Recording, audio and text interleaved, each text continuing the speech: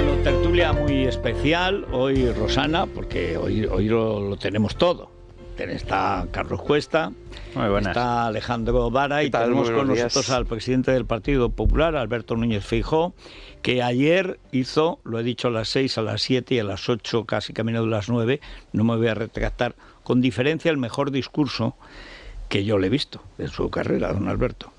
Bueno, muchas gracias. Solo hay un pequeño problema, es que era el discurso de una moción de censura, porque se presentó como presidente como alternativa al presidente Sánchez, como el PP como alternativa al gobierno al mejunje, a la olla podrida que tenemos de partidos separatistas, comunistas, golpistas, etarras, etcétera.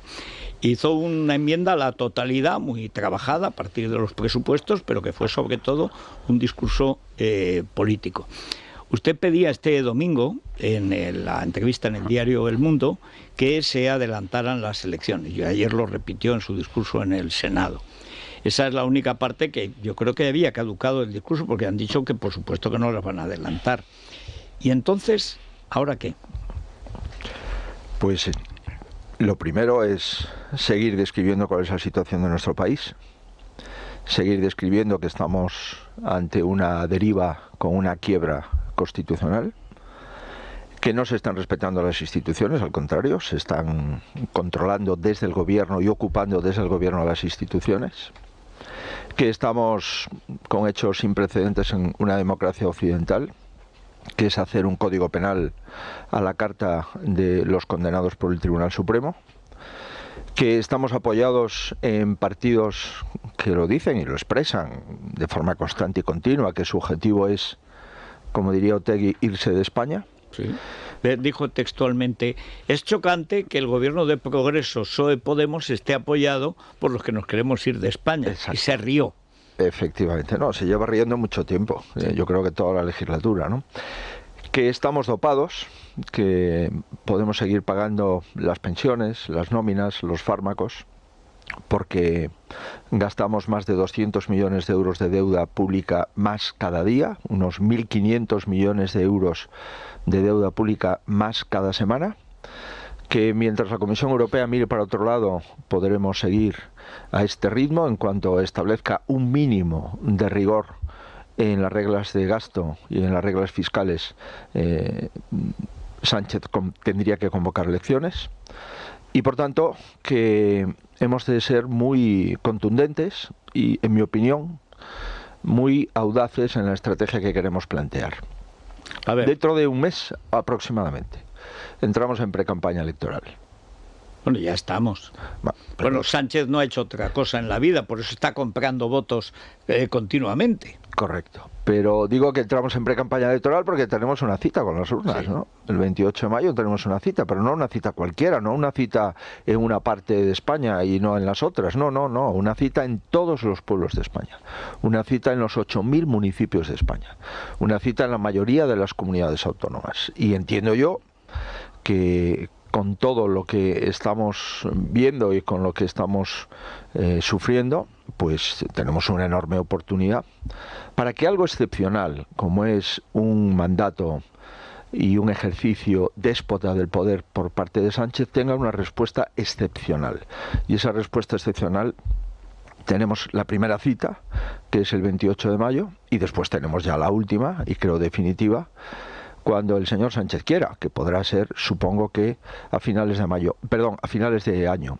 Pero yo no me voy a cansar de pedir elecciones, porque creo que en este momento España necesita elecciones, porque todo lo importante que se está haciendo en España no fue sometido a las urnas y por lo tanto no tiene el aval de los electores para que se puedan seguir en nombre de los españoles tomando decisiones que los españoles no conocían en el momento de votar. Eso que me pareció, hubo dos elementos sólidos en su discurso. El primero, el de la deuda, que es verdad, es terrible, porque ya no nuestros hijos, usted están hijos, no están, yo ya estoy en nietos. Los nietos tendrán dificultades para pagar la deuda, pero es que este año Sánchez, que es evidentemente el que más ha aumentado la deuda en la historia de España, teniendo, como recordó usted ayer, la mayor recaudación de la historia, pero en parte por la inflación, en parte por fondos europeos y en parte por la inflación, que hace que haya más dinero que meten, por supuesto, en el gasto público, que solo redunda en perjuicio siempre de las familias que trabajan.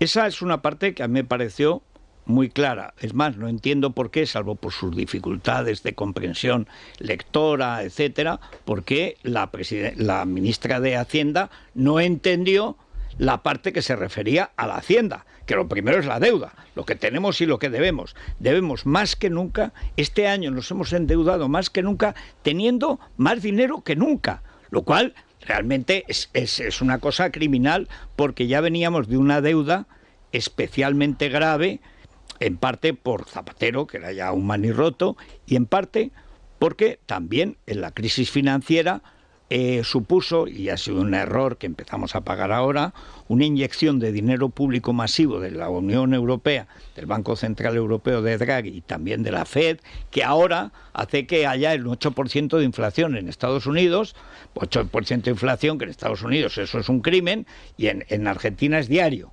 Pero en fin, pero que se está produciendo en todo Occidente. Y ante eso, más dinero público, más, habló usted además de cosas que no hablaba antes más que Vox, los chiringuitos, el gasto político, la infinidad de asesores, son nubes de asesores las que rodean este gobierno, un gobierno interminable, tiene 20 y tantos ministros, de los cuales una carrera completa, yo creo que no juntan entre 6, o sea, porque esa es otra, tenemos la clase política más incompetente que ha habido nunca en el gobierno. Pero antes de ir a la cuestión de la moción de censura, y os dejo también que preguntéis, la segunda cuestión es la que me pareció más importante, porque además en ese discurso presidencial usted habló de la destrucción de las instituciones democráticas, que son las que vienen de la transición, basadas en un consenso, no de partidos, en un consenso nacional.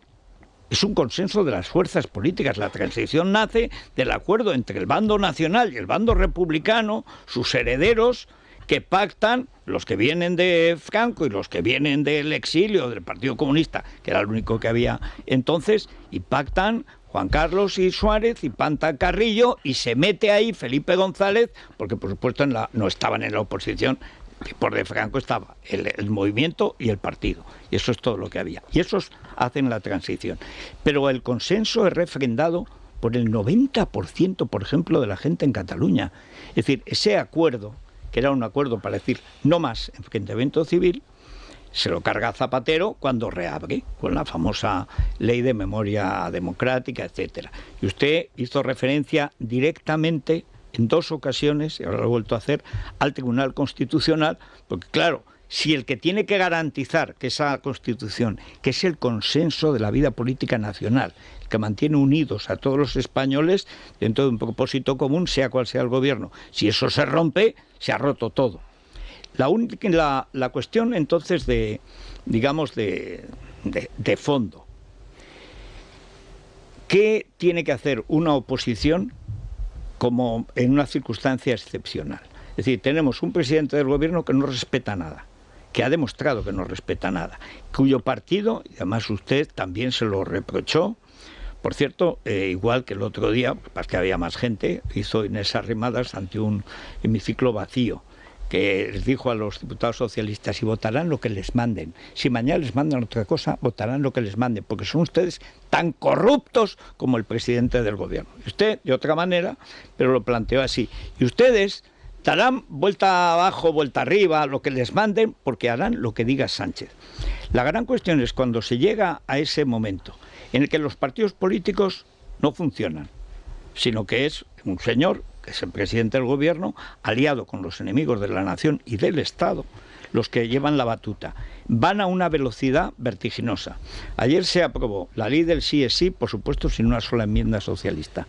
Ninguna de las feministas del PSOE al final ha puesto nada. La ministra de Educación, que tendría que acabar una carrera para creernos en serio que sabe algo de educación, pero nunca la acabará, ha llegado a decir que, por supuesto, que no se premia a la corrupción, cuando ha pasado el delito de malversación de 12 años a 4, que serían 3 o 2 y no se cumpliría ni 1. Es decir, se ha financiado ya el delito de sedición, que ya no existe. Es el único país de Europa que no tiene delito de sedición. Entonces, ¿Cómo se puede hacer una política normal, digamos, de esperar a las urnas, cuando el proceso de desmantelamiento del Estado va a tal velocidad? O sea, ¿usted no cree que en la opinión pública hay una inquietud mayor que la de esperar a mayo para castigar a este señor? Sí, me gustaría hacer un inciso sobre la deuda, ¿no? Porque Zapatero perdió las elecciones cuando la Comisión Europea dijo hasta aquí llegamos. Usted no puede seguir endeudándose, usted no puede incumplir el déficit público, usted pone en cuestión el euro. Y nos exigió una reforma constitucional express que hicimos, nosotros la apoyamos, sí, aún estando en la oposición, para no desgastar más a España, año 2010. Tuvo que rebajarle las retribuciones a los empleados públicos, tuvo que congelar las pensiones y hacer un ajuste en el presupuesto de varios miles de millones de euros. En este momento la Comisión Europea tiene otros problemas, o al menos señala otras prioridades. La frontera este de Europa, por la guerra en Ucrania, la industria alemana, por los precios energéticos, y está, por tanto, menos ocupada con los países del sur, pero realmente Italia y España e Italia son los dos grandes países con la mayor deuda pública, que pone en cuestión... No contamos ya Grecia porque es apenas un país, pero sí, todavía tiene más deuda que Italia. Sí, pero Grecia ha bajado 40 puntos el porcentaje de deuda, ¿eh? Y Grecia va a hacer un equilibrio presupuestario. Y Grecia ha hecho todo un ejercicio de rigor, a pesar de las dificultades que tiene, y ya me gustaría a mí que el primer ministro griego, ex McKinsey, lo tuviésemos en España. Por tanto, creo que hay que respetar todo el ejercicio de responsabilidad que ha hecho Grecia en los últimos años. Pero, volviendo a este asunto, nosotros estamos dopados y vivimos de deuda pública, y si mañana la Unión Europea decide pues exigirnos lo que le ha exigido a todos los gobiernos, al de Zapatero y al de Rajoy, que es, oigan, ustedes no pueden tener un déficit público superior al 3% del PIB, y ustedes no pueden tener una deuda pública superior al 60% del PIB. Bueno, la tenemos del 116, imagínese usted bajar del 116 al 60. Entonces se acabaría todas las regalías. Se acabarían todos los cheques, todos los subsidios, se acabarían todas las subvenciones y se acabaría toda la inundación de spots publicitarios que escucho ya en las radios, en las televisiones, en los periódicos. Yo, para escuchar un programa por la mañana ya tengo dificultades si estoy escuchando un programa del gobierno o un programa de una radio donde la gente dice lo que quiera, y esto no es una alusión. No, espere, que le voy a añadir más: el IBEX climático. El IBEX, que como usted dijo muy bien, no ha ido a la subasta de renovables. No ha ido nadie. Mejor dicho, nadie. Fue Forestalia, que es la empresita de Lambán, a por 50 megavatios. La única que fue. Nadie fue. Y había 4.000 en subasta. Todos los días yo doy y agradezco, porque esta es una empresa privada que no depende del gobierno. Toda la propaganda del IBEX, toda, sin excepción, es climática, renovable, ecosostenible y ecobasurienta verde. O sea, toda, absolutamente. La propaganda del gobierno la hace el IBEX. Luego la hace el gobierno, que la hace peor, porque es más torpe. Pero todo, es decir, es que tenemos una clase empresarial, vamos a llamarlo así, en parte cotizada, que está absolutamente en manos del gobierno. Es que cuando se habla del capital, usted hablaba de las familias, es que es lo único que queda de propiedad privada en España, porque lo que cotiza está en manos del gobierno. Y este es un elemento añadido. Sí, pero decía, porque creo que es muy importante, es decir, este gobierno ha vivido de una deuda que le ha dejado efectivamente a nuestros hijos y a nuestros nietos. Es el gobierno más caro de la democracia, es el gobierno que más dinero ha gastado, es el gobierno que más ha recaudado como consecuencia de la inflación, 32.000 millones los 10 primeros meses, cuando toda la previsión para este año era recaudar 9.000 millones más. Ha recaudado 32.000 millones más.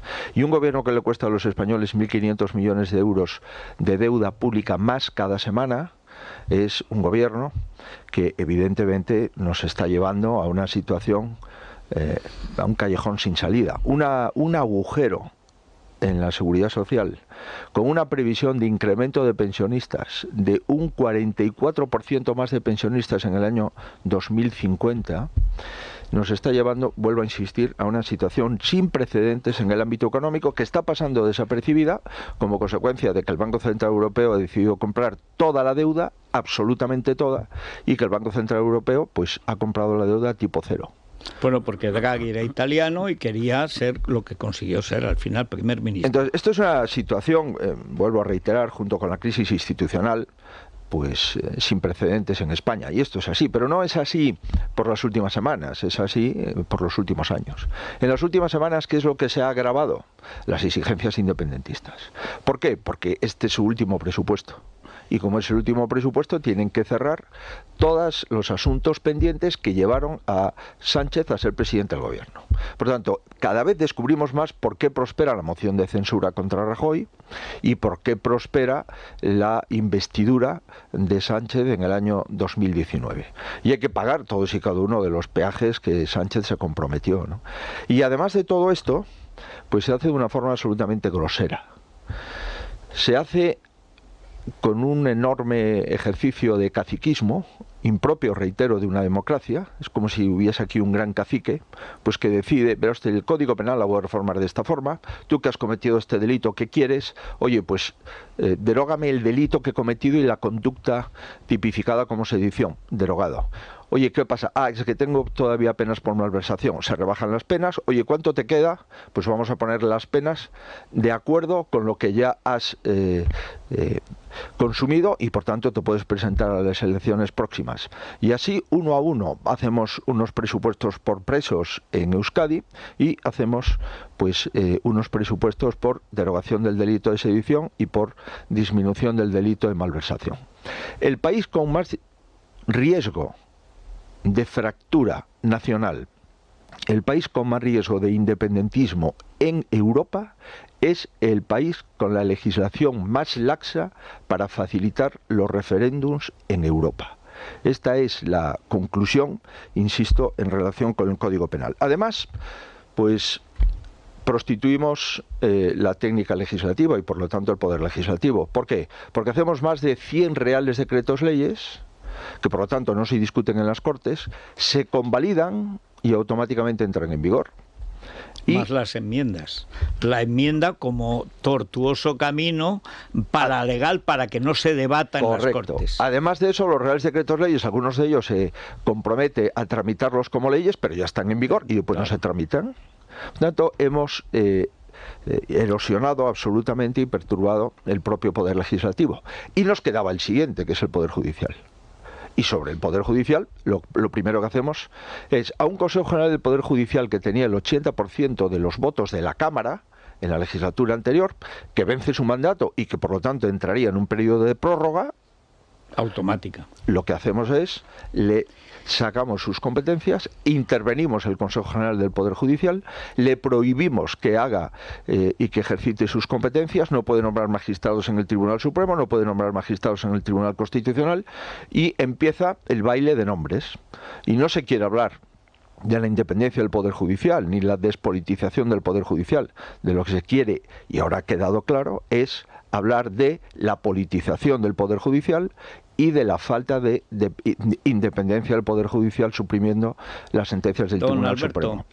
¿Usted volvería a negociar? Porque hay que recordar que ustedes tenían, y lo agitó Bolaños, prácticamente acordado, no firmado, pero sí acordado, un acuerdo sobre los jueces. Y se sorprendieron cuando después de que el presidente del gobierno, a través de Bolaños, les dijera que por supuesto que no iba a haber delito de sedición, pero ¿a quién se le ocurre que va a haber delito de sedición? ¿Pero cómo pueden pensar? Estarán escuchando en radio. O sea, ¿cómo vamos a quitar nosotros el delito de sedición? Nunca. Y malversación, todavía la ministra de Hacienda lo negaba la semana pasada. Lo negó en Televisión Espantosa. Bueno, pero ¿usted no cree que pecaron o de pardillos, o de ingenuos, o de costumbre, o de que empezando a negociar con su amigo Esteban González Pons, empezando a negociar jueces, cuando el plan de Sánchez era el único que cabía por lo que ha descrito usted, porque toda la legislatura ha sido ese camino? ¿Por qué pensaban que iba a cambiar o iba a frenar porque estuvieran ustedes? A nosotros nos pidieron el presidente del Tribunal Supremo y el presidente del Consejo General del Poder Judicial, el señor Lesmes, también el comisario europeo de Justicia, nos pidieron intentar renovar el Consejo General del Poder Judicial y, eso sí, hacer una nueva ley para que los jueces sean elegidos mayoritariamente por los jueces. Mandamos un documento de principios que tenían dos planteamientos: profundizar en la independencia del Poder Judicial, despolitizar el Poder Judicial y adicionalmente comprometernos a hacer una nueva legislación del Poder Judicial. Lo mandamos en julio. El Gobierno ni contesta. Cuando dimite el presidente del Tribunal Supremo, el señor Lesmes, para que se fíen de sus consejos. Aquel domingo, pues automáticamente el presidente del Gobierno me llama por primera vez y me cita en Moncloa el lunes. Y me dice que está dispuesto a negociar nuestra propuesta. ¿Y por qué nos sentamos? La que había mandado en julio. De julio a octubre. En octubre. Nada, ni un comentario. Al contrario, insulto permanente, descalificación permanente. Y cada vez que hablábamos del Consejo, pues la ministra de Justicia nos decía: manden ustedes los nombres que le corresponden en base a sus votos. Y es que no entiende cuál es nuestro planteamiento. Nosotros no hemos negociado el Consejo General del Poder Judicial. Nosotros hemos negociado un proyecto de ley orgánica del Consejo General del Poder Judicial. Y mientras no cerremos ese proyecto de ley orgánica, no hablamos de nombres, porque los nombres de los que podamos hablar tienen que cumplir los requisitos de ese proyecto de ley orgánica del Poder Judicial, que fue lo que estábamos negociando. Por tanto, la primera falacia es que se estaba negociando el Consejo General. Falso. Pero déjeme se estaba decir, negociando una ley orgánica del Consejo General del Poder Judicial. Pero ustedes no transmitieron eso, o no fueron capaces de transmitirlo, o la costumbre de que el PP al final siempre pacta con el PSOE la rebatiña, pues nadie lo creyó. Es decir, yo creo que es la primera vez que desde luego le veo a usted explicar con claridad el proceso. Primera vez. Por supuesto, les hubiera dicho que con Lesmes ni a cobrar una herencia, con Europa a ningún lado, que no nos va a defender y que se les ocurriera, porque algo a estas alturas conocemos al PSOE. Pero es la primera vez que el PP, que yo sepa, por su boca, que es el más autorizado, lo explica con claridad. Nos pidieron los jueces y Europa que hiciéramos ese pacto. Nosotros quisimos hacer el pacto y ellos nos ofrecieron el reparto. ¿Pero qué esperaban? Bueno, bien, oiga, pero creo que mi obligación es defender a mi país, mi obligación es intentar cumplir las orientaciones constitucionales de que una vez finalizado un órgano hay que renovarlo, y yo cumplí las obligaciones como jefe de la oposición, y entiendo que es mi deber, si me llama el presidente del Gobierno, incluido asistir a sus reuniones. ¿Qué ha quedado claro? Lo que ha quedado claro es que una vez más el Gobierno estaba engañando y estaba mintiendo, no solamente al PP, sino que estaba mintiendo a todos los ciudadanos, empezando por el Poder Judicial. ¿Por qué? Porque mientras nosotros estábamos tramitando una ley orgánica del Poder Judicial desde el punto de vista de hilvanar un pacto con el Gobierno en otra mesa estaba tramitando y hilvanando otro pacto, que es la ley orgánica del Código Penal. Y mientras a nosotros nos decían que aceptaban que los ministros actuales del Gobierno no puedan volver los ministros magistrados a sus juzgados, que admitían que no podría nadie formar parte del Consejo General del Poder Judicial que no llevase más de 5 años fuera de cualquier otro cargo político, incluso admitían un quórum reforzado para el nombramiento de magistrados del Tribunal Supremo y del Tribunal Constitucional por parte del Consejo, en vez de la mayoría 3/5 para todos. Bueno, mientras parecía que estaban aceptando profundizar en la independencia del Poder Judicial, lo que estaban en la otra mesa es otra ley orgánica donde se cargaban las sentencias del Supremo, es decir, se cargaban las sentencias por malversación, y politizaban al máximo nivel el Código Penal, porque diseñaban un Código Penal a la carta de los condenados por sentencia firme. Bueno, eso a mí me alegra mucho, además, que sea el cuadro completo, porque yo creo que aquí mucha gente que nos está escuchando y que vota al PP o a Vox, que ha votado a Ciudadanos, ahora votará a Bríos, tal y como está Ciudadanos. Pero bueno, preguntas muy breves, pregunta-respuesta, igual que usted habló como presidente del Gobierno: no haré esto, no haré esto, no haré esto, voy a limitar la deuda, voy a limitar el déficit, voy a reducir el Consejo de Ministros, la nube interminable de asesores, el gasto político, los chiringuitos, etcétera. Si usted es presidente del Gobierno, ¿derogará la Ley de Memoria Democrática? Por supuesto. La ley Bildu, la Ley de Memoria Democrática de Bildu, Sí, bueno, me comprometí a hacerlo en Ermua, en el aniversario del asesinato de Miguel Ángel Blanco, y además se dio la circunstancia que estaba el presidente Aznar en el mismo acto, y los dos coincidimos porque nos parece que un mínimo de dignidad debe de acreditar que la memoria democrática en España es incompatible con Bildu. Segunda cuestión. Si usted es presidente del gobierno, ¿derogará la ley de violencia de género y de las que han venido después, incluyendo la ley trans, la del sí es sí, porque son todo variantes de esa discriminación por razón de sexo, sea hombre o mujer, a la hora de ir a los tribunales? Que es la madre del cordero, está en la ley de violencia de género, que como todo viene de Zapatero, porque viene desde sus orígenes. Ustedes la votaron en su día, vamos ustedes, no estaba usted, pero el PP ha votado esa ley. Luego, digamos, en las últimas, la del sí es sí o la trans, ahí ha puesto pie en pared, pero esa parte primero la votó. Visto el resultado, lo que ha traído la famosa Biogen, ¿usted la derogaría?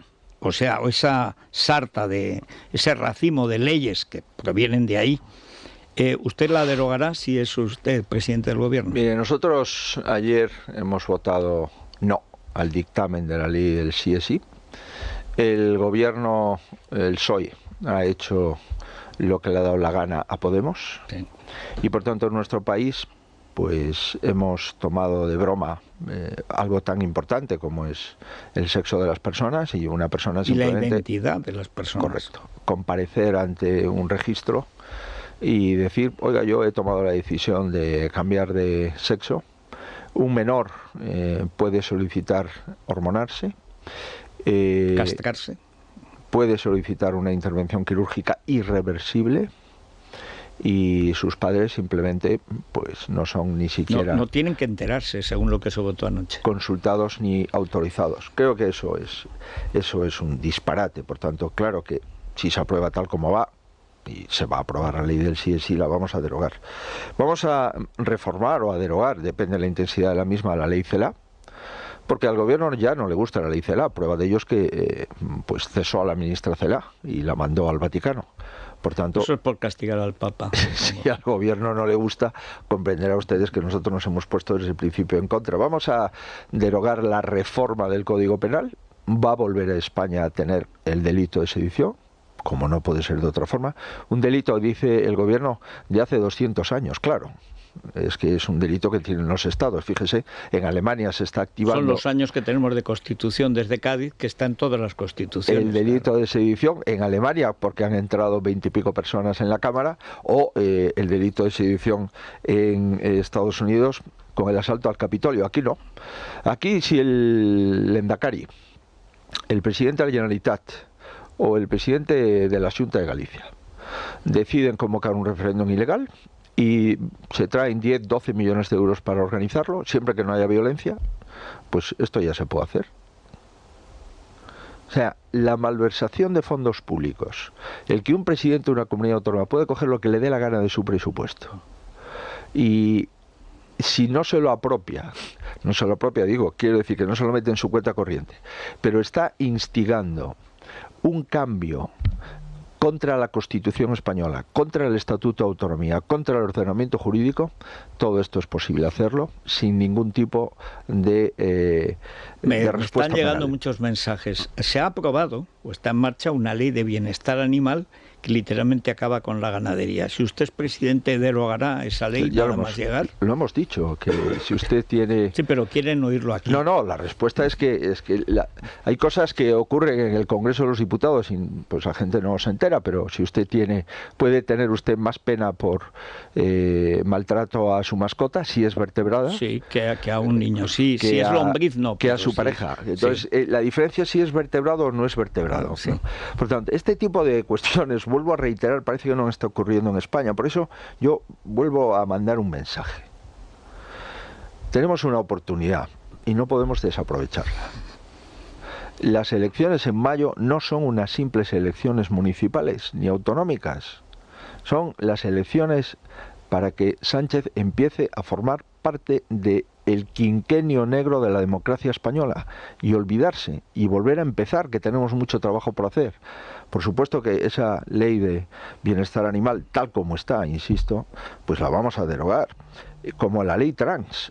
Es que no tiene sentido proseguir con este tipo de cuestiones. Pero todo no me ha contestado. Todo viene de la ley de violencia de género que ustedes votaron, que privilegia un sexo sobre otro a la hora de las denuncias, a la hora de las pruebas, de la presunción de inocencia. Esa ley se carga la presunción de inocencia de los hombres, pero ahora que hay parejas del mismo sexo ya no se sabe, de cualquiera. No creo yo, puede ser que me equivoque, que esa ley sea tan perniciosa como usted señala. Yo no lo creo. Hay un hecho que es evidente, hay muchas muertes de mujeres por violencia machista y eso es un hecho objetivo. Y de hombres. Y de hombres también por violencia machista. 3 de cada 4 hombres muertos los matan hombres. También, por supuesto. Pero quiero decir que con los problemas que tenemos y las prioridades que tenemos, no creo yo que ese tipo de leyes... a derogar, ¿a usted qué le cuesta? Si estamos derogando prácticamente todo. No. Usted me pregunta qué voy a derogar y yo se lo digo, y usted me pregunta en este hecho concreto y yo le digo que no tengo elementos de juicio en este momento para decir que no quiere. No, para decirle con exactitud y con determinación si eso lo vamos a derogar o no. Y si usted me apura, yo no tengo una percepción de que esa ley esté produciendo efectos secundarios perniciosos. En todo caso, como comprenderá, con los problemas que tenemos en este momento y las leyes que vamos a derogar o vamos a reformar, no forma parte esta de las prioridades. Podría engañarle, pero no creo que... Bueno, la última cuestión, que además no me puede engañar, porque esto es sí o no. Usted ya ha dicho lo de la moción de censura, que hay que votar en las elecciones. Yo creía que eso era una cosa de los ciudadanos, que no nos concedía usted, pero en fin. Pero si Santiago Abascal presenta una moción de censura y la defiende él o la defiende otra persona, vamos a suponer... y de paso le pregunto por Navarra, ahora que UPN ya ha roto con el PP. Vamos a suponer que lo defiende Adanero, que es un diputado pugnaz y muy brillante y tal. ¿Usted votará a favor una moción de censura contra Sánchez? Mire, yo lo primero que quiero decir es que si hay algún español que quiere desalojar a Sánchez del gobierno, permítame que por lo menos yo esté entre ellos. Yo he dejado la Xunta de Galicia para esto. No he venido aquí para buscar un acta de diputado porque no tenía otro oficio político. Maneras, no, por supuesto. Pero yo he dejado la presidencia de una comunidad autónoma para ofrecer a los españoles un cambio político. No soy sospechoso, por tanto, de no tener un interés de que mi gobierno, que mi país tenga un gobierno decente. Pero puede equivocarse en la táctica, como todos. Sin duda, por tanto. Puede haber una discusión en la estrategia, pero no en el fondo, ni en el fin, porque de los políticos actuales españoles, creo que hay uno, que es el que habla, pues que lo ha dejado todo para intentar que haya un cambio político en España. Por tanto, creo que alguna legitimidad me corresponde. Y perdona que me haga autopropaganda, pero es que es legítimo el hacerlo. Por tanto, ¿qué es lo que yo creo? Pues que la moción de censura fortalece al gobierno. Bueno, eso es una opinión, una estrategia, pero si se presenta, ¿qué va a hacer usted? Pues mire, lo primero es saber si se presenta o no, sería la segunda. Y empezar a tomarse las mociones de censura como algo que cada año y medio se ponen. Bueno, es costumbre. Pablo Iglesias presentó una, Irene Montero para Pablo Iglesias. Sí, pero... Felipe González hizo una contra Adolfo Suárez, que tampoco podía ganar. Sí. Ninguna moción de censura, salvo la de Sánchez y era otra cosa, ninguna se presentó, incluyendo la de Hernández Mancha, ninguna para ganar, sino para ante la opinión pública dar una batalla. Sin duda, pero una cosa es no ganar la moción de censura y otra cosa es fortalecer al gobierno con la moción de censura. Y otra cosa es blanquear todo lo que está haciendo el gobierno porque tenga más votos en la Cámara a favor de los que tuvo durante la sesión de investidura. ¿Cree usted que blanquea el voto de Bildu o el de la Esquerra? El discurso que hizo usted ayer en el Senado, si lo hace en el Congreso, desde luego que no blanquea a Sánchez. Y voten los que voten a Sánchez, Mire, el que queda bien ayer es el PP. Tuvimos un contacto con los grupos minoritarios, llamamos a los grupos minoritarios, para saber cuál era su opinión ante una posible moción de censura. Todos nos dijeron que no van a apoyar la moción de censura. ¿Qué son los grupos minoritarios? Pues, empezando por el suyo. Perdón, por el suyo. Yo Por su no origen, tengo partido. Porque Teruel existe. Sí. Y por Hombre, otros, pero eso es Sánchez. Bien, perdón usted la confianza. No se sabe. Pero Bueno, pero ten por seguro que será Sánchez. Salvo los dos de UPN, que creo que tienen un expediente disciplinario, y el de Foro, el diputado Foro, todos los demás nos dijeron que no iban a apoyar la moción Claro, de censura. todos los demás están con Sánchez. Si no, yo no sé, por eso digo que yo no discuto yo me esto, refiero a los pero nacionales. estos son los hechos parlamentarios Sí, pero no que me ocurren en nuestro contesta país. a lo único que yo le contesto. Mire, yo no sé primero si el señor Abascal va a presentar una moción de censura. Lo desconozco.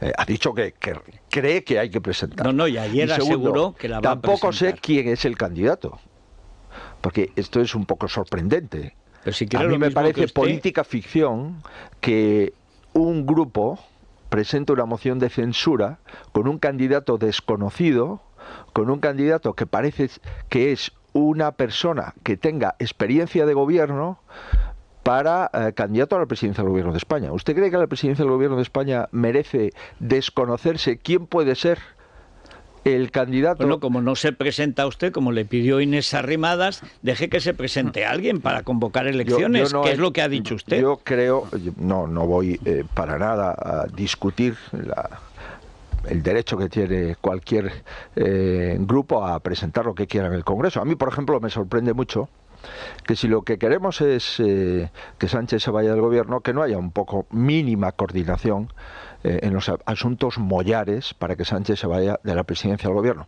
A mí me sorprende mucho, por ejemplo, que un partido como Vox, que no dudo de su buena fe, que quiera un cambio político y que parece ser que está construyendo una segunda moción de censura, que no haya presentado ni una sola enmienda a todos los presupuestos generales del Estado.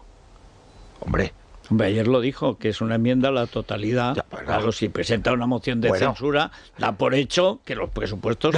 pero si usted presenta ayer una enmienda a la totalidad... del Estado se presentaron en septiembre. Sí, Estamos pero hablando... usted presentó ayer una enmienda a la totalidad devastadora, de la que no pudo salir, además, la ministra de Hacienda, porque es que no había manera de salir. Yo no voy a reforzar una victoria parlamentaria del señor Sánchez.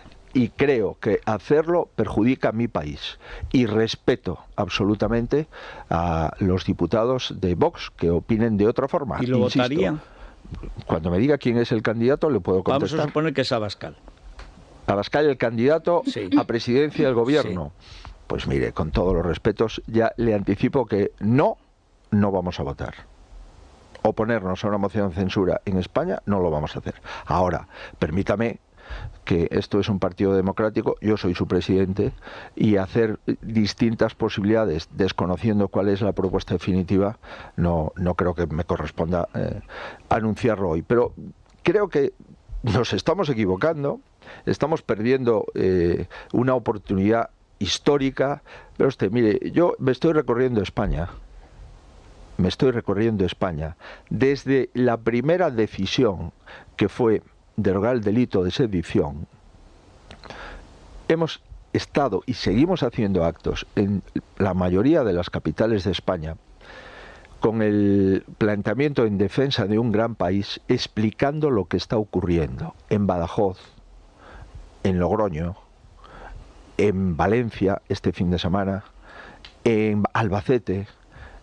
Bueno, creo que esto es lo que hemos de hacer. Si lo que se quiere es dedicar son estrategias distintas. Si estamos de acuerdo, pero es que hay muchas cosas... Pero ¿usted no cree, don Alberto, que el hecho de abstenerse en una moción de censura le perjudica? Usted pide elecciones anticipadas, es decir, usted se ofrece como alternativa a Sánchez. Evidentemente, ninguna de las encuestas da la posibilidad de que usted pueda gobernar en solitario. De gobernar tendrá que ser con Vox o con el PSOE. Son las dos únicas alternativas posibles que aparecen en las encuestas, en todas, absolutamente. ¿Usted no cree que eso no da una buena imagen del Partido Popular como un partido que no es del todo fiable. Es más, que hay que votar a Vox para hacer que usted haga lo que en el fondo tiene que hacer. Mire, Que ese es el gran argumento que dan en Vox, y hay que reconocer que no está mal traído. Pues astuto, ¿verdad? Malicioso. No, sí, pero... sí, yo ya comprendo todo, pero a mí me importa España. Sí. A mí no me importa cómo quede yo, si me vitorean o no por la calle, si me aplauden cuando entre a los restaurantes, si me llaman torero cuando voy a una plaza de toros. Este no es mi objetivo. También le llaman torero. A mí sí. me importa España. Sí. Yo he venido aquí para intentar desalojar al peor gobierno que ha tenido España. Y no voy a hacer nada por ofrecerle una victoria parlamentaria en el Congreso de los Diputados ante el mayor disparate contra el Poder Judicial, ante un código penal de autor a las personas condenadas por el Tribunal Supremo, y acabar una moción de censura con el respaldo de la mayoría de la Cámara a todas las tropelías que ha hecho el señor Sánchez. Y le comentaba, el 20 de enero empezamos la precampaña electoral. Yo voy a explicar en todos los pueblos de España por qué la moción de censura nos corresponde a todos los españoles y no a 350 españoles, que son los diputados y diputadas de la Cámara. ¿Y por qué nos corresponde votarla en todas las urnas de todos los ayuntamientos y no en la única urna donde sabemos que vamos a perder? Por tanto, con todos los respetos, esta es mi estrategia política y yo respeto... La ha explicado muy bien. Respeto cualquier otra, pero hombre, honradamente, mire, yo no he venido aquí para tener un acta de diputado. Yo he dejado la presidencia de una comunidad autónoma para cambiar el gobierno de mi país. Eso es lo que he intentado hacer y lo voy a seguir haciendo hasta el final. Vamos a ver, Alejandro, Carlos... Como tenemos tiempo, Federico, si te parece vamos a hacer una pausa primero, porque Pausita. tenemos tiempo, según nos han comunicado se puede quedar un poquito más el presidente del Partido Popular, así que si te parece primero nos vamos a las clínicas CRES, vamos a recordar que es para la regeneración de nuestros tejidos deteriorados por el paso del tiempo. Yo ayer vi, por ejemplo, deportiva. vi en el Senado también a Maroto, que está tan delgado que se le está quebrando la columna. Bueno, pues a las clínicas CRES le vamos a recomendar que vaya, sí, allí seguro que van a solucionar Ayer que todos sus quería problemas. sentarlo a toda costa, a Feijóo, decía, siéntate, para ya de aplaudir, y el otro que no paraba, que estaba así, y como es tan alto, no había manera de bajarlo, Maroto. Era espectacular. Yo creo que tiene que ir a CRES, o sea, sí, ya te pasa digo, como a en mí, Madrid, que tengo un problema Zaragoza, de cervicales. Madrid, Zaragoza, Valencia y Palma de Mallorca tienen clínicas los de CRES y tenemos un número de teléfono 91 445 0004. Es la mañana de Federico, con Federico Jiménez Los Santos.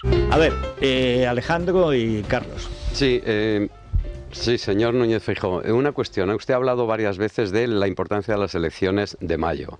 Que evidentemente, bueno, hay algo más que renovar ayuntamientos o renovar comunidades autónomas. ¿Pueden verse como una primera vuelta de las elecciones generales? Quiero decir, si España el 28 de mayo no se levanta, el mapa de España no se levanta vestido azul, ¿usted tendrá posibilidades de ser presidente del gobierno en diciembre? ¿Es fundamental ganar las elecciones de mayo? Mire, nosotros vamos a presentar 8.000 candidatos, que son los 8.000 ayuntamientos en España, con todo lo que supone esas candidaturas de número de personas que las conforman, y además pues varias candidaturas a las presidencias de las comunidades autónomas en las que se vota el 28 de mayo. Es evidente, por tanto, que no son las mismas elecciones, las generales, donde hay un candidato a la presidencia del gobierno, que otras donde hay 8.000 candidatos a alcaldes y más de una decena de candidatos a las presidencias de las comunidades autónomas. Pero lo que sí creo es que es la primera vuelta, es una primera vuelta de la temperatura y el termómetro político de nuestro país, y por tanto va a tener una importancia no menor.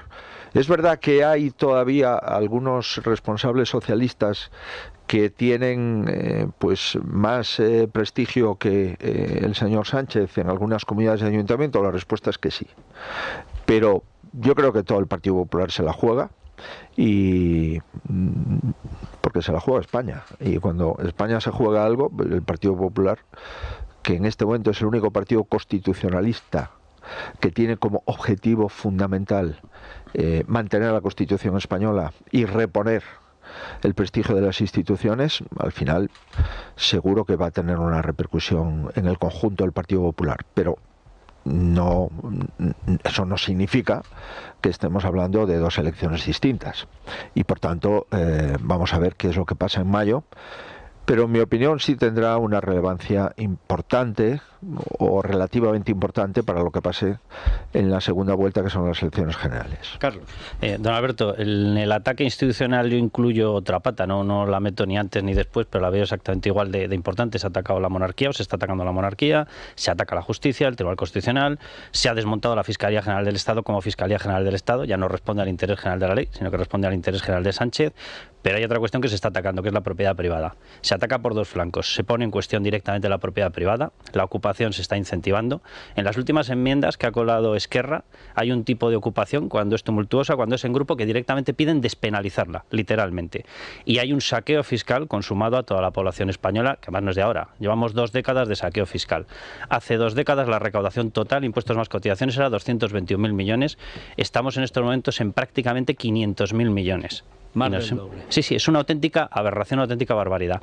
¿Cuál es la propuesta del Partido Popular para eliminar este ataque a esta institución que es la propiedad privada, que es la persona, que es la capacidad de que tú mantengas tu propiedad y generes tu patrimonio? Porque yo he escuchado mensajes sobre que habría rebajas de impuestos para la capa media y media baja. Pero claro, y la capa media alta y la alta, que ha sido saqueada exactamente igual. La rebaja de impuestos va a ser para todos, va a ser selectiva, va a ser generosa, porque solamente en los presupuestos de 2023 el incremento de recaudación fiscal que aparece es de 38.000 millones de euros. Venimos de un año que lo cerraremos en 35.000 millones de saqueo adicional y el anterior 21.000 millones de saqueo adicional. La rebaja de impuestos va a serlo, va a ser para todos, va a ser generosa. Mira, nosotros sabemos perfectamente cómo están las cuentas públicas. Es verdad que necesitaríamos llegar al gobierno para concretar con exactitud, pero lo que sí... ¿Esperan agujeros? Sí. Bueno, los habrá por todas partes, vamos.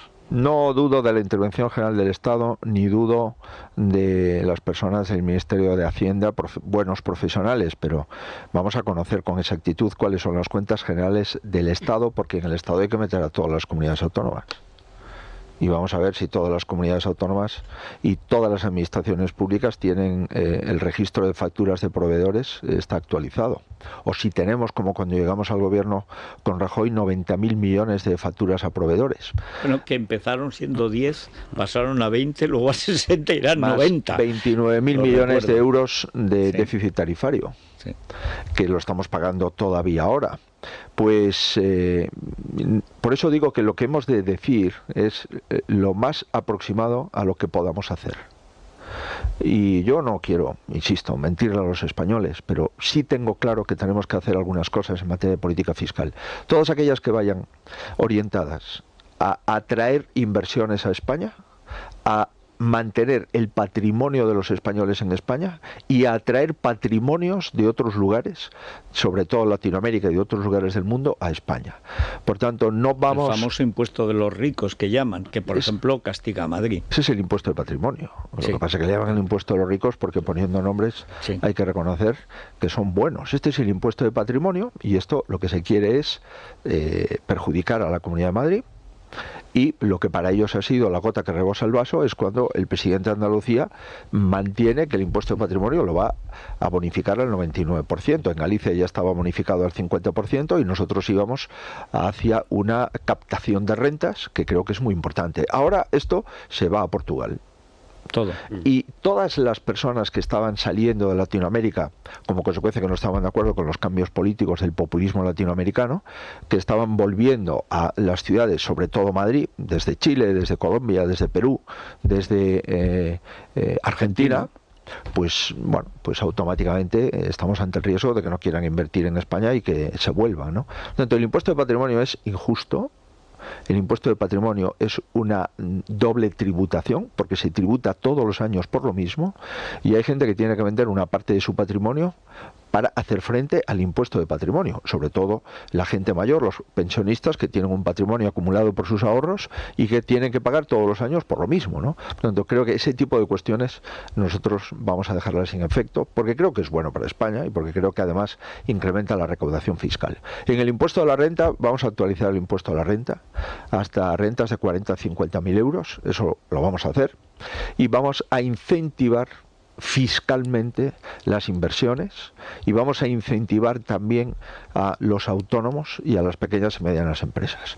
La reforma fiscal en la que estamos trabajando la presentaremos lógicamente cuando creamos que es el momento oportuno para hacerlo. Pero ya le digo que, por ejemplo, en materia de propiedad privada, la vivienda, hemos presentado un proyecto de ley contra la ocupación.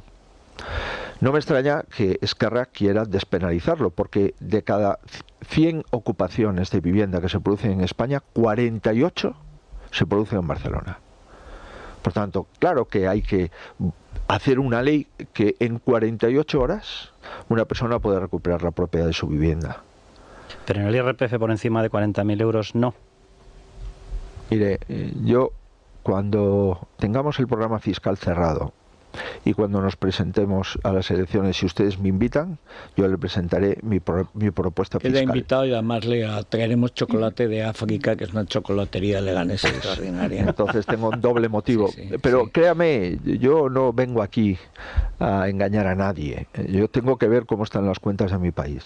Y le tengo que decir a los ciudadanos que si tenemos una deuda pública del 116% y la tenemos que bajar al 60%, es evidente que esto no se puede hacer ni en 2, ni en 3, ni en 4 años, pero la senda de consolidación nos parece fundamental.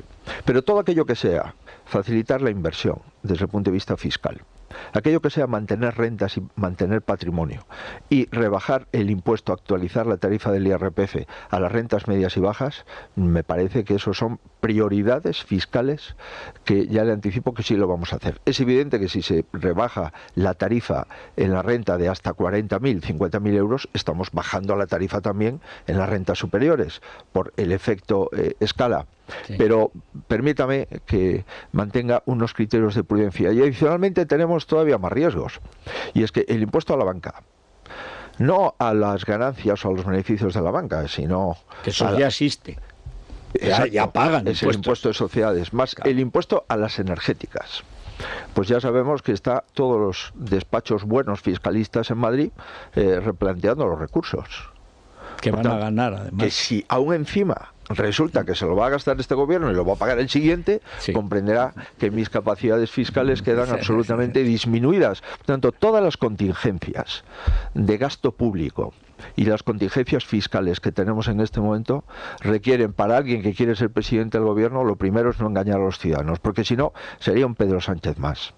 Y yo le aseguro que me comprometo ante todos los españoles que no tengo nada que ver con Pedro Sánchez, nada, ni políticamente, ni moralmente, ni éticamente, ni en la defensa de mi país.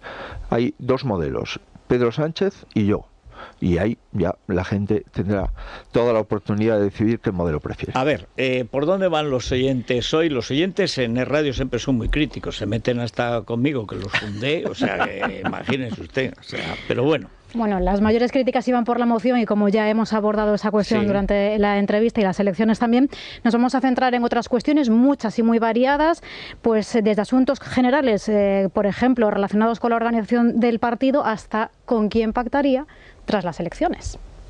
Señor Feijóo, en caso de unas futuras elecciones generales, ¿usted con quién pactaría si ganase esas elecciones? ¿Con el PSOE o con Vox? Los votantes del PP, señor Feijóo, estamos esperando a que ustedes nos saquen a la calle a protestar, como estaría haciendo ahora mismo la izquierda, que tendría abarrotadas las calles. Me gustaría preguntarle al señor Feijóo que a qué está esperando para unirse con Abascal, que los españoles medios que trabajamos no podemos más, no hay quien aguante esta situación, ni económica ni social. ¿Por qué se calla cuando le acusan de incumplir la Constitución? Los únicos que tienen sentencias de inconstitucionalidad son este gobierno, Pedro Sánchez y su títere del Congreso. ¿Le va a preguntar usted al señor Sánchez cuánto ha aumentado la deuda de España desde que está él y a cuánto tocamos cada españolito para pagarla? Y por cierto, ¿quién la va a pagar? ¿Catalanes y vascos también? No os centréis solo en la economía,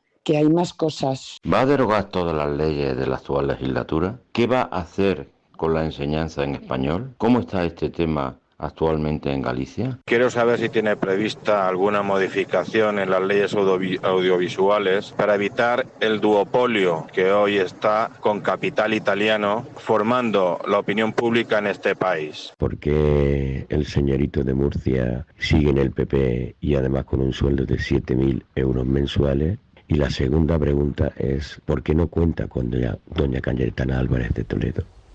Mira por dónde, ya, en fin. Adelante. Bueno, hay muchas preguntas, ¿no?, sobre la moción. Yo creo que me he pronunciado. Algunas ya las... correcto. Pero es que la gente... tiene su preocupación y naturalmente... Sí, lo comprendo. Sí, una cosa es lo que te pide el cuerpo y otra cosa es que eso lo has de pasar siempre por el cerebro antes de tomar una decisión, ¿no? Sí. Y yo le vuelvo a reiterar, yo le pido a todos una moción de censura contundente en todas las urnas de España el 28 de mayo. Creo que esto es lo único que le va a hacer una erosión real al gobierno. Lo demás son 2 sesiones parlamentarias. Fíjese que no hay sesiones parlamentarias, en el Congreso, en el Senado, todos los días. Si aquello pero además, no la sigue nadie. Sí, ya, porque aquello además... Ayer su discurso lo seguimos usted y yo, Maroto, porque estaba de pie, y la ministra porque no tenía más remedio. Imagínese pues cuál es el nivel parlamentario que en este momento tenemos en España. Entre otras cosas porque lo que se intenta es desprestigiar a las cámaras. Evidente. Y lo que se intenta es desactivar... Por eso no hay gobierno nunca, no están nunca... Va un ministro si no tiene más remedio, si no, es pavoroso el espectáculo. Desactivar el poder legislativo es una de las grandes hazañas de este gobierno. Decíamos 133 reales decretos leyes. Es decir, 133 leyes que se han hurtado al Congreso de los Diputados y al Senado, que el gobierno las aprueba en Moncloa y automáticamente entran en vigor en el momento de su publicación al Boletín Oficial del Estado. Vamos a ver, sobre el voto y cómo podemos ganar. Aznar y Rajoy sacaron unas mayorías absolutas en el 2000 y en el 2011 con el 44% del voto. No existían ni Ciudadanos ni Vox. Correcto. Ahora el PP se mueve entre el 32 y el 34% del voto y Vox se mueve entre el 13 y el 15% de voto. Si eso se suma, más el 1.5, el 1.6 de Ciudadanos, estamos en el 50% del voto. La responsabilidad de unir el voto es una responsabilidad de todos. Yo, desde luego, me presento para unir ese voto y para pedirle a los ciudadanos el voto útil para conseguir ganar las elecciones y no el voto fraccionado, el voto dividido, en el que podemos perder el último escaño en muchas provincias de España. Esto tendrá lugar durante la campaña electoral y tendremos que explicar cuál es nuestra posición, pero yo quiero gobernar con los votos de las urnas, porque creo que es posible, porque así ocurrió en Galicia, estoy convencido que así va a ocurrir en la Comunidad de Madrid, acaba de ocurrir en la Comunidad Andaluza y ese es mi proyecto político. Comprenderán que yo respeto a cualquier partido político, no a cualquiera, pero sí a los partidos que cumplen la Constitución y que para mí el objetivo fundamental, y tengo que decirlo en esta emisora, es conseguir muchos votantes que en las últimas elecciones votaron a Vox. Por supuesto que sí. Es que ese es mi proyecto político. El mismo que el de Abascal es conseguir todos los votos que pueda que le votaron al PP. Por eso a veces las estrategias no coincidimos. Pero, claro. Y a pesar de que coincidimos en el diagnóstico, no coincidimos en el tratamiento. El señor Abascal quiere votos del PP y el señor Feijóo quiere votos de Vox. Por tanto, no tenemos por qué coincidir en el diagnóstico, porque es que si no seríamos el mismo partido político. Y yo lamento decir... Ya lo fueron, ¿eh? Sí, yo lamento que el señor Abascal se haya ido del Partido Popular. Pero eso es una decisión Casado suya. Lo disfrutó, recuerden, hace solo un año. Eso es una decisión suya, porque el señor Abascal llevaba en el PP militando antes que yo. Por tanto, si abandonas la casa, él sabrá por qué. Yo no voy a abandonar. Lo explicó en una carta a Rajoy. Sí, me parece muy bien. Yo no la comparto, como es natural, porque creo que cuando hay problemas en casa, lo que tenemos es que solucionar los problemas en casa y no fraccionar la casa. Pero esto es una decisión que a mí no me corresponde. Lo que sí digo es que soy muy respetuoso con el señor Abascal, y lo voy a seguir siendo, con independencia de su posición. Creo que él, al menos desde que yo he llegado, antes no, porque consideraba que yo era un nacionalista peligroso y tuve que decirle, oye, es muy curioso que me llames nacionalista peligroso a mí, porque soy el único responsable del PP que en una comunidad con nacionalistas le hemos ganado a los nacionalistas. Es una pena que cuando tú estabas en Euskadi no le ganases a los nacionalistas. Pero dicho esto, desde la mayor cordialidad, pues tengo que decir que nos respetamos mutuamente, pero no tenemos el mismo proyecto político para España, no pensamos lo mismo desde el punto de vista de la organización territorial del Estado, no pensamos lo mismo en el ámbito de la Unión Europea y tenemos dos partidos políticos claramente distintos. Por tanto, yo le voy a pedir el voto a los militantes de Vox y por eso una de mis razones de estar en política es conseguir una mayoría muy amplia para poder gobernar mi país. Enseñanza del español, el castellano es una lengua de España, igual que el gallego o igual que el catalán. Y como es la lengua además común para todos los españoles y todos los americanos y 500 millones de americanos, pues y probablemente algún día sea también lengua oficial en Estados Unidos, probablemente. Lo y es prácticamente, de hecho, en media docena de correcto, estados. Pues lo que no tiene sentido es que en una parte de España se considere el castellano como una lengua extranjera, que es lo que está ocurriendo en Cataluña, con el visto bueno del presidente Sánchez, porque eso forma parte de su investidura y de su mantenimiento en la Moncloa. Por tanto, vamos a reponer la legalidad en Cataluña y, al menos cumpliendo las sentencias, el 25% de las clases serán en castellano. ¿Le parece y si a mí ese 25%? A mí sí.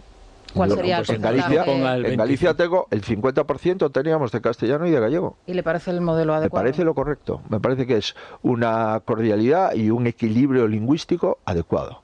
Pero si las sentencias dicen que el 25 es obligatorio y no más, pues ya no me puedo meter en las competencias de las comunidades autónomas. Pero sí me puedo meter y comprometer en que el Estado de Derecho en mi país se cumple. Y por tanto el 25% de las clases en Cataluña o en cualquier otro lugar de España han de ser en castellano. Y el castellano no es una lengua extranjera en ningún lugar de España. Tampoco el catalán hemos de considerar que no es una lengua española, porque lo es, igual que el gallego o igual que el euskera. Son lenguas españolas, es decir, lenguas que se hablan en España. Ahora, el castellano es la lengua oficial común del conjunto de los ciudadanos que tenemos la suerte de tener un documento nacional de identidad o un pasaporte español. Bueno, no ha contestado nada de Cayetana. Desde que lo apoyó la tiene castigada.